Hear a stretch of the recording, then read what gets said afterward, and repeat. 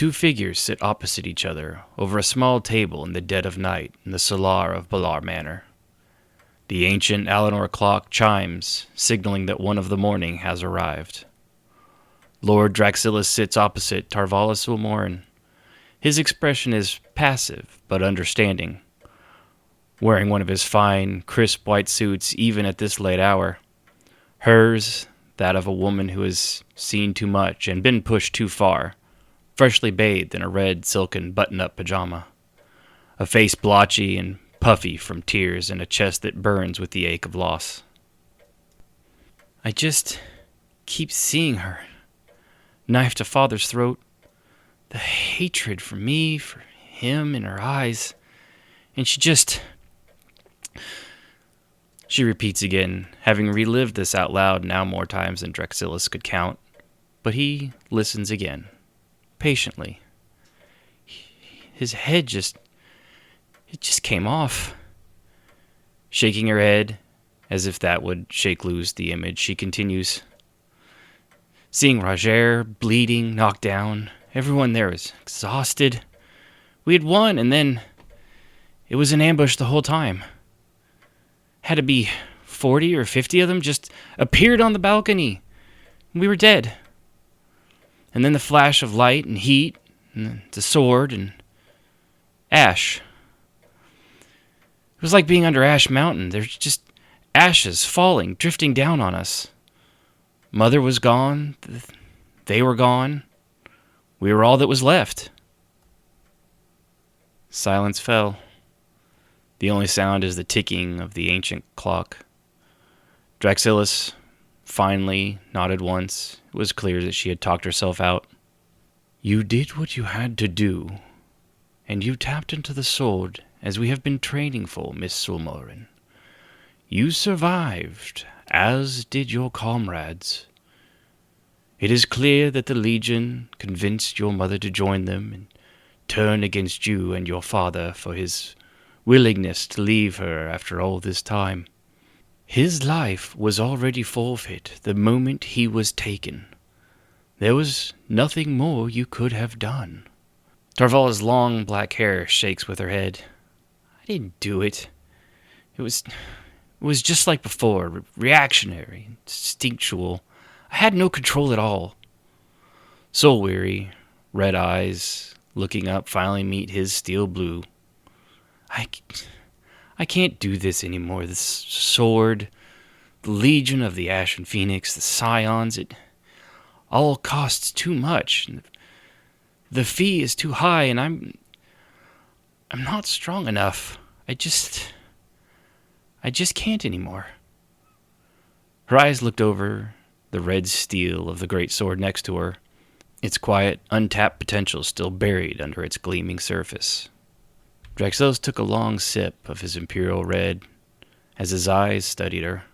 You are stronger than you give yourself credit for. Her head was already shaking. Let me finish. However, you do not know who you are. You have always lived under the yoke and influence of others' expectations of you. First, your mother, always grooming you to be a political chess piece in her search for status within the Dunmer society. For you to have been a priestess in the tribunal, to one day be married off into a stronger house. Then there was, of course, the abuse in both words and actions, none of which gave you time to understand yourself. Secondly, the death of your first love, Ordinator Raylan. Him dying in the Ashlander ambush, the passage of the sword to you. As we know now, his last thought could only have been of you to have the Ashen Phoenix, for it to protect you, keep you safe, else it would not have worked for you. To relinquish the sword to another must be done without coercion, by magic or by threat, but with body, mind, and soul willingly handed over. Since that day, you have followed Raylan's course, joining the ordination yourself, always moving, following the orders of others, You did well, true, you are a warrior born. However, you did not get to know yourself. More recently, after the ordination, you followed your brother, Aldora, looking for purpose. Finally, a chance to seek out your true self. But again, your mother, Rayland, and the sword prevent that when you truly awoke it for the first time and caught the eye of those within that cult that have sought it through the ages. Once more, you are fighting a battle on multiple fronts, a woman adrift in circumstance not of her own creation. You have to ask this, Miss Sulmorin. What is it you want for yourself? What is it you seek in life? How can you accomplish that? Tarvala had listened closely as he spoke. She folded her arms under her chest, leaning back in the wooden chair, eyes staring in his direction, but not seeing him as she thought. Silence fell once more for a time before she finally spoke. I don't want this. This? Draxilis asked, prodding her to continue. This. I like fighting, I like training, I want to learn, but this, the responsibility, worrying about the next attack, who these people will try to kill near me again, all so they can possess a thing I don't even want, she admitted. I used to.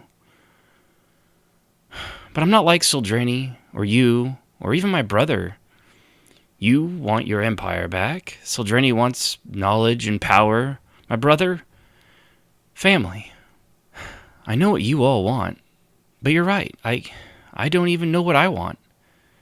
If I'm going to find that person, I can't do it with the birds of my past literally hanging off of my back. So, what is it you wish to do? I have to find someone I can trust, someone I know will be strong enough, be ready for it. Roger won't take it, he has his family. Sildreni, maybe once.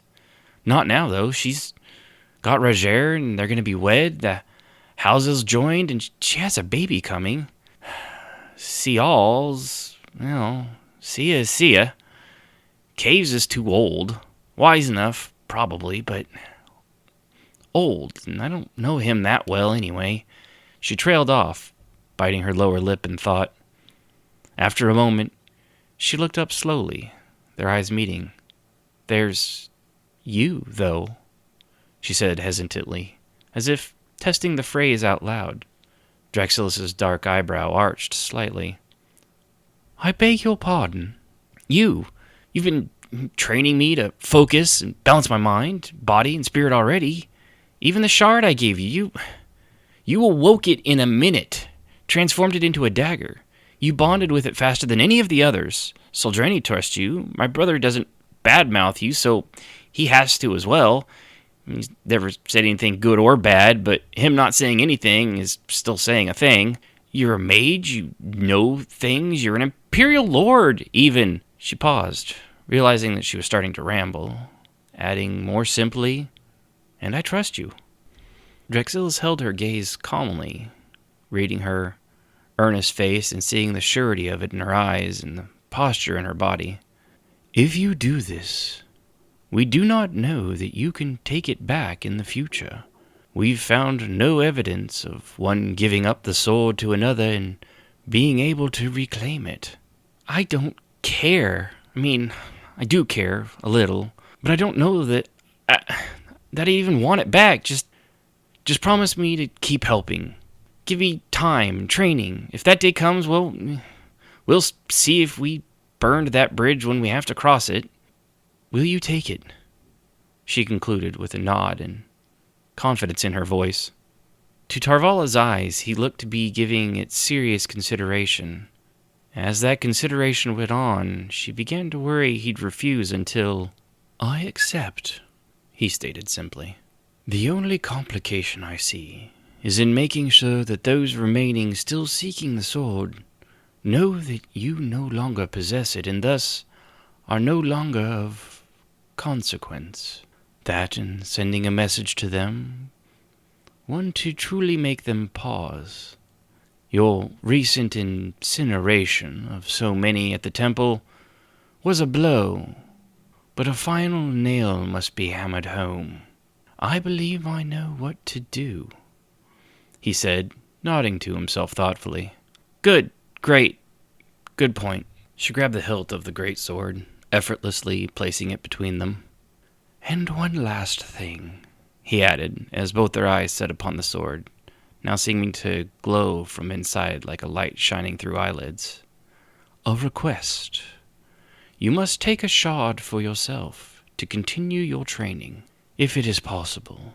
Even while finding who you are, there is no reason to do it unarmed. Agreed.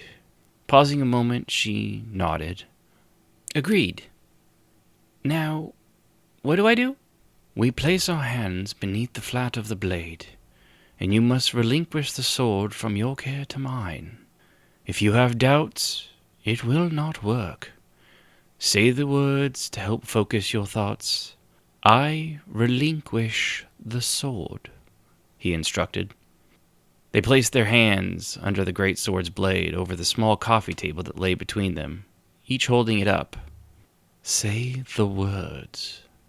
Tarvala looked at Draxilis over the blade's red steel, focusing her mind, reaching out as she heard and felt lighter. A choice made, one that felt like it was hers, finally hers. Say the words, Tarvala, Draxilis urged. I relinquish the sword to you, Lord Draxilis. The room filled with red and orange light, the core of the blade shining white as the energy was released and a burden lifted from the shoulders of Tarvala. A presence, one she'd not even known was there, was suddenly and completely gone, like the weight and pressure of 1,000 feet of ocean lifting from her and leaving an empty nothing in its place. She gasped at the sensation. Draxilis, too, took an involuntary breath, but not from the burden being placed upon him, but the sense of raw, visceral power. The presence that had left Tarvala settled over him, a connection with the sword and the entity that resided and powered it, touching his mind. The sword itself resonated with the new bearer, and as the light faded, it had morphed into a new shape. The former ruby-red metal had changed to a burgundy so dark it nearly appeared black. 4 feet of long, thin, razor-sharp steel protruded from an intricately knotted hilt. The blade itself inlaid with complicated symbols and patterns that shrunk down further and further until they were imperceptible to the naked eye. As the light faded and the transfer finished, they both stared down. Tarvala, as usual, breaking the silence. Why did it change so much? After a moment's inspection, Draxilis responded, The thin blade design is one I am familiar and comfortable with. As for the coloring, well, that is a mystery. One I will have to look into. He looked to her. How do you feel? Tarvala leaned back, her expression, still one of grief for the loss of her parents and the near death of her friends, weighed heavily on her heart. After a moment's internal inspection, she said simply, Free.